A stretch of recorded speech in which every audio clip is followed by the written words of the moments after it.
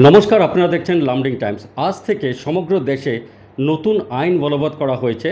আজ আসামের সমস্ত থানার সাথে সাথে লামডিং আরক্ষী থানাতেও এই সম্বন্ধে সজাগতা সভা করা হয়েছে। আর এই নতুন আইন কি, এই নতুন আইন কিভাবে ইমপ্লিমেন্ট করা হয়েছে, আর সমগ্র এই নতুন আইন সম্বন্ধে আমরা জানার চেষ্টা করব। এই মুহূর্তে আমি উপস্থিত আছি লামডিং আরক্ষী থানা। এই সভা সম্বন্ধে আমরা জেনে নেব। নমস্কাৰ মেডাম, কি ক'ব? আজি লামডিং আৰক্ষী থানাতো এটা সজাগতা সভা হৈছে, কেনেকুৱা লাগিছে, কি ক'ব? এনেকুৱা সজাগতা সভা আয়োজিত কৰি থকাটো বহুত সুন্দৰ পদক্ষেপ। যোনখন আমাৰ নতুন আইন আজিৰ পৰা বলবদ্ধ হৈছে, তাতে আমি দেখিছোঁ যে ওমেন আৰু চিলড্ৰেন চেণ্ট্ৰিক কৰি দিছে। আৰু এটা খুব মোৰ ভাল লাগিলে যে ছেকশ্যন 69 যোনটো ৰেপ ভিক্টিমছ, এতিয়া অকল মহিলা মানুহে নহয়, লগতে থাৰ্ড জেণ্ডাৰ আৰু পুৰুষো হানিবিষ্ট কৰা হৈছে। তেনেকৈ বহুতখিনি ছেকশ্যনছে সলনি কৰা হৈছে। আমাৰ আগৰ পুৰণা আইনখন আমি ব্ৰিটিছৰ দিনৰ পৰাই ব্যৱহাৰ কৰি আহিছোঁ। এতিয়া সময়ো সলনি হৈছে, লগতে চিটুৱেশ্যনবিলাকো সলনি হৈছে।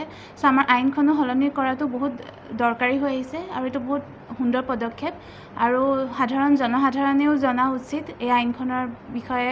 আৰু আমাৰ OC ছাৰ যিখিনি বাকীখিনি আছে সেইখিনি ক'ব। Thank you madam. একটা কথা বলতে হবে যে ব্রিটিশের দিন থেকে চলে আসা যে আইন, এই আইন বর্তমান চেঞ্জ করা হয়েছে, তা খুব প্রশংসনীয় পদক্ষেপ। কারণ আর সবথেকে বড় ব্যাপার, সাধারণ জনগণের কাছে এই আইন পৌঁছে দেওয়ার চেষ্টা করেছে আরক্ষী, সেটা একটা বড় প্রশংসনীয় পদক্ষেপ। আমরা সবিশেষ জানবো, লামডিং থানার OC আছেন, আমি ওনার থেকে সবিশেষ জানবো। নমস্কার স্যার, আমি আপনার পৰা জানার চেষ্টা করিম যে একচুয়ালি যে আজি নতুন আইন হয়েছে, এই নতুন আইন তিনিখন কি ক'ব অলপ? আজিৰ পৰা ভাৰতীয় আইন ব্যৱস্থাৰ এটা যুগান্তকাৰী পৰিৱৰ্তন সাধন হৈছে। পুৰণি যিটো আমাৰ ভাৰতীয় দণ্ডবিধি আইন আছিলে, IPC, CRPC আৰু ইণ্ডিয়ান এভিডেন্স এক্ট, এই তিনিখন বুকছেই বৰ্তমান সলনি হৈ BNS, BNSS আৰু BSA হৈছে। মানে ভাৰতীয় ন্যায় সংহিতা, ভাৰতীয় নাগৰিক সুৰক্ষা সংহিতা আৰু ভাৰতীয় সাক্ষ্য অধিনিয়ম।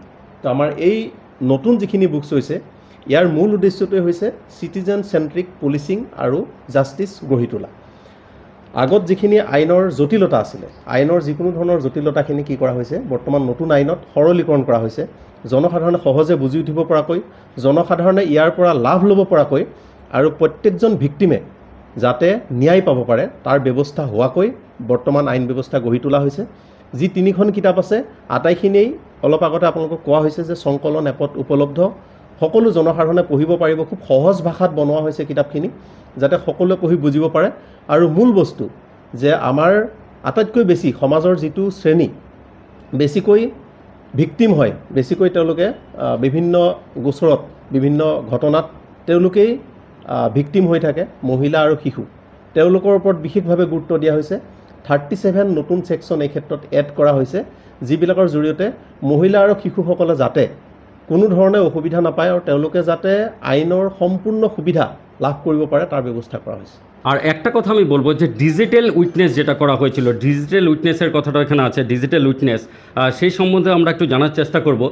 ডিজিটাল উইটনেসটো কি, আৰু এনেকৈ স্যাৰ এইটো সম্বন্ধে অলপ ক'ব নেকি? ডিজিটেল উইটনেছ হৈছে আমাৰ দৃশ্যশ্ৰব্য মাধ্যম যিবিলাক, আমি যেনেদৰে আজি মোবাইলত এটা ভিডিঅ' ৰেকৰ্ডিং কৰিছোঁ, আমি কোনোবা মানুহৰ অডিঅ' ৰেকৰ্ডিং কৰিছোঁ, এই গোটেইবিলাক আগতে ছেকেণ্ডেৰী এভিডেন্স হিচাপে গণ্য কৰা হৈছিলে।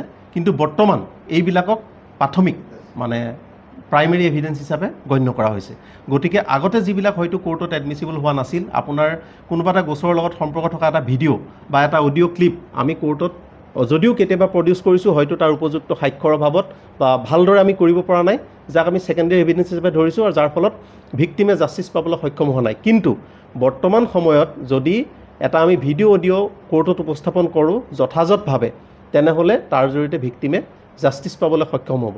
আৰু আমিও বিভিন্ন গোচৰত য'তেই আমি চিজ কৰিবলগীয়া কিবা থাকে, আমি যেতিয়া জব্দ কৰাৰ কিবা কাম থাকিব, বা আমি কাৰোবাৰ ঘৰত যেতিয়া চাৰ্চ কৰিব যাম, তালাচী চলাবলৈ যাম, এইবিলাক ক্ষেত্ৰত আমাৰো ভিডিঅ' কৰা বাধ্যতামূলক কৰা হৈছে। আৰু সেই ভিডিঅ' আদালতত 48 ঘণ্টাৰ ভিতৰত আমি উপস্থাপন কৰিব লাগে, যিবিলাক মূল উদ্দেশ্য এটাই যে সকলোৱে যাতে আইনৰ সম্পূৰ্ণ সুবিধা আৰু জাষ্টিছ পাবলৈ সক্ষম হয়। মানে ডিজিটাল উইটনেসকে গুরুত্ব দেওয়া হয়েছে। আর সবথেকে বড় জিনিস যে আগে যেমন কেসগুলো পড়ে থাকতো কোর্টে বছরকে বছর, এখন আর সেটা হবে না, উইদিন শর্ট পিরিয়ডের মধ্যে সলভ করতে হবে। স্যার একদম শর্ট পিরিয়ডের ভিতরে বা কিবা টাইম বেন্ডিং করেছে নাকি? হয়, এতিয়া আমাৰ আগতো আছিলে যে ছেকশ্যন ৱাইজ বা অপৰাধৰ বিভিন্ন শ্ৰেণী বিভাজন কৰা আছে, সেইমতেই পুলিচৰ তদন্তৰ কিছুমান নিৰ্দিষ্ট সময়সীমা বন্ধা আছিলে, আদালতৰ কাৰণেও সময়সীমা বন্ধা আছিলে, আৰু ঠিক তেনেদৰে যিবিলাক গোচৰত ডক্টৰৰ কাম আছে, য'ত মেডিকেল প্ৰেক্টিশ্যনাৰে কিছুমান পৰীক্ষা কৰিব লাগে, তেওঁলোকে ৰিপৰ্ট দিব লাগে, আমি বহুত গোচৰ দেখা পাইছিলোঁ যে ৰিপৰ্টৰ অভাৱতো বহুত দিন পৰি থাকিছিলে, ভালদৰে সমাধান হোৱা নাছিলে।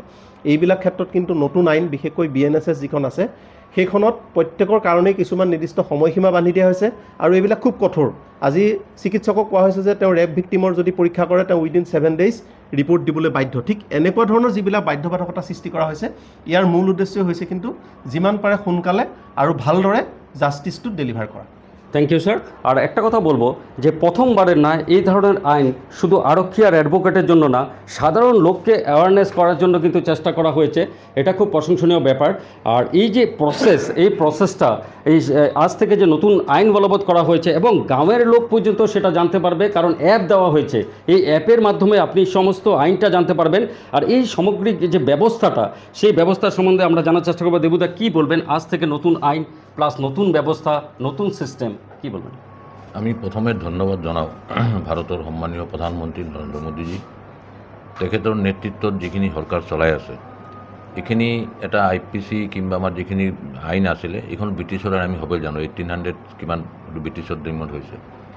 আইনখনৰ কিছুমান টেকনিক্যাল প্ৰব্লেম আছে। বহুত ক্ষেত্ৰত দেখা যায় জেনুইন অপৰাধ কৰাৰ পিছতো উপযুক্ত প্ৰমাণ নিদিয়াৰ কাৰণে কিছুমান জেনুইন আসামী যে মানে শাস্তি দিব নোৱাৰা হ'ল।